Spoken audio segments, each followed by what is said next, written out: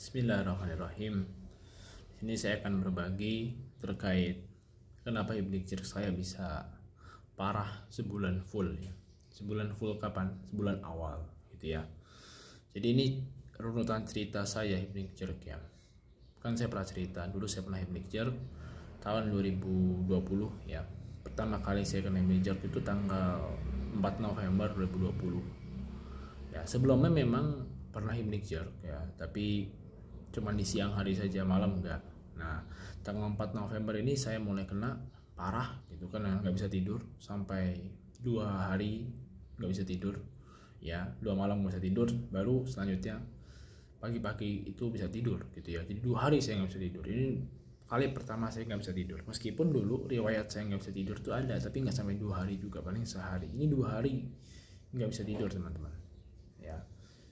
Jadi kenapa hypnic saya parah ya, saya baru menyadari ya bahwa saya ini part of anxiety juga itu kira-kira setelah menjalani ini beberapa tahun, sekitar 2 tahun lebih, baru saya sadar ini adalah part of anxiety teman-teman.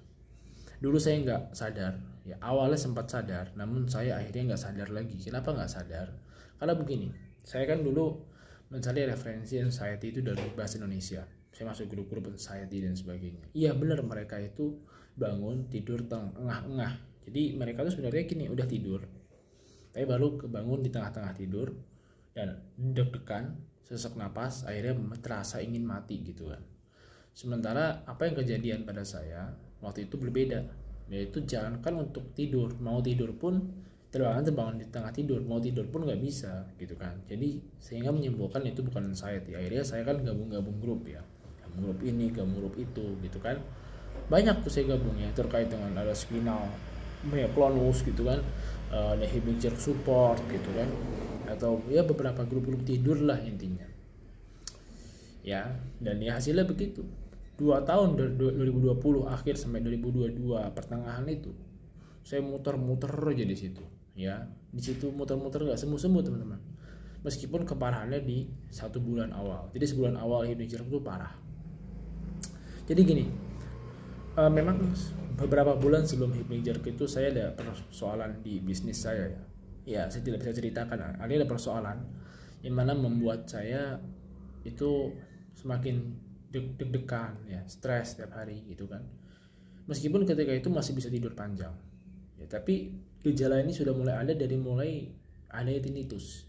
Jadi Oktober 2020 tuh saya tinnitus, berdering telinga itu selama sebulan, tapi tidur masih oke. Nah, lalu beberapa minggu setelahnya itu saya mulai nggak bisa tidur siang kan. Akhirnya berujung pada hypnic ya. Pas hypnic inilah sayangnya teman-teman, saya dulu padahal saya udah konsultasi sama psikiatri, tapi by online ya. Halodoc ketika itu covid, dokter saraf covid juga gitu, dokter umum itu saya habisin ratusan ribu di Halodoc itu.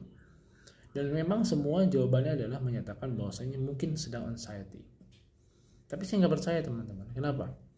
Karena saya melihat yaitu video ya dari seseorang gitu ya, saya pernah sebut orang itu, yang menyatakan dirinya fatal insomnia dan dia itu hypnic gitu kan, gara-gara mengkonsumsi ciprofloxacin ya, atau ya fluoxacin itu obat antibiotik.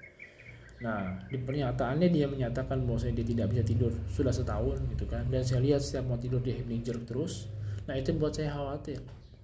Akhirnya setiap saya hypnic saya kepikiran video dia, kepikiranlah video dia mau siang mau malam, jadi nggak bisa tidur teman-teman ya. Ketika itu saya nggak pakai obat juga ya. Ketika itu malam saya cuma tidur 2 jam 3 jam bahkan 1 jam, kadang nggak tidur juga ya. Namun akhirnya di bulan Desember, tanggal 4 Desember itu saya bisa tidur panjang teman-teman. Kenapa? Karena saya ketika itu udahlah pasrah aja, saya pasrahkan diri kepada Allah.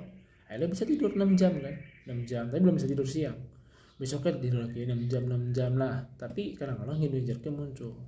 Sehingga inilah yang membuat saya bertanya-tanya apakah anxiety itu bukan. Akhirnya gabunglah grup hypnic yang dari Amerika itu, yang hypnic myoclonus support ya. Saya masuk ke sono ya kan.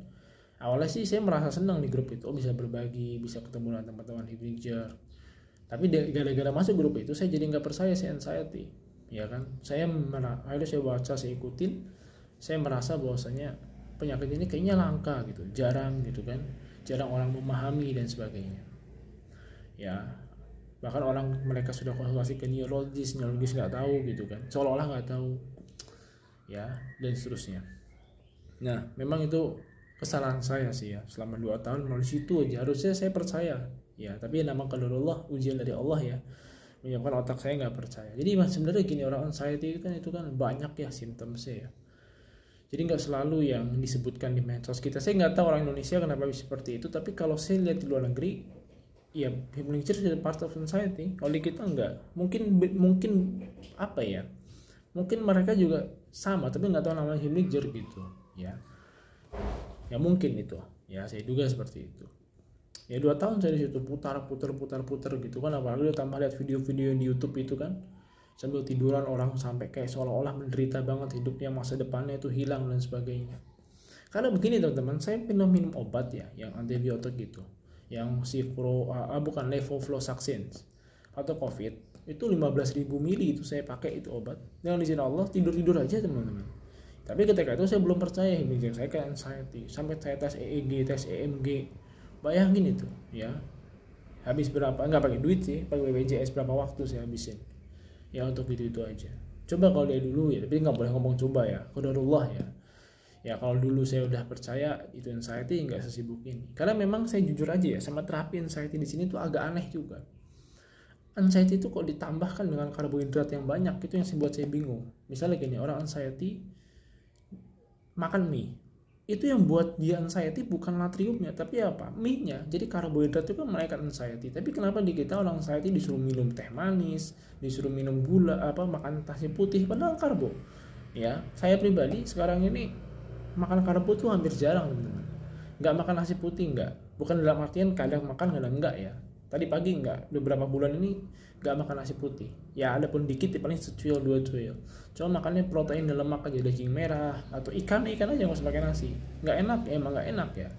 Tapi kan lebih sehat seperti itu. Ya alhamdulillah tidurnya lancar-lancar juga dan anxiety-nya turun. Karena memang saya baca semakin banyak karbo itu semakin sering mudah kita anxious gitu ya.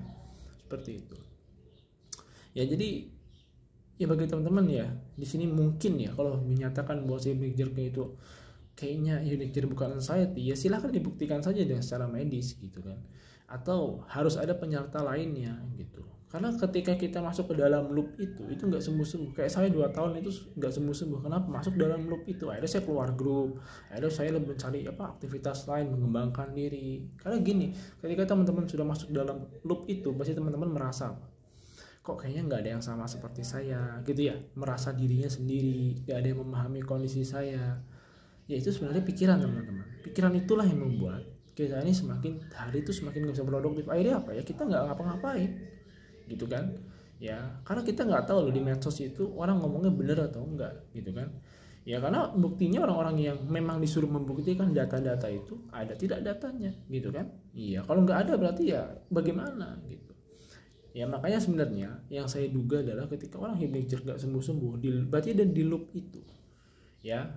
Nah, dia ada di dalam loop tersebut ya, padahal dokter sudah menyatakan ini anxiety, ini panik dan sebagainya, kita malah nggak percaya gitu. Karena kita lebih percaya dengan orang yang entah siapa, yang mana dia nyebarin berita itu gitu kan, dan kita masuk dalam loop itu. Karena anxiety itu seperti loop teman-teman, ketika kita ada di sini terus itu kita nggak akan bisa keluar, dan ini memang susah. Makanya ada orang yang perlu bantuan obat psikiatri. Nah karena bukti nyatanya juga hypnotic dikasih apa? Pasti kasih aprazolam, clonazepam kan, rata-ratanya dia, karena anxiety-nya itu yang buat dia parah.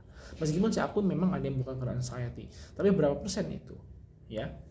Dan yang tadi kerusakan misalnya karena ciprofloxacin, fluoxetine itu sebagainya, itu saya search lagi di secara ilmiah, itu pun belum jelas sebenarnya nggak obat-obat itu menyebabkan insomnia gitu, karena memang bukti-buktinya itu belum jelas ya.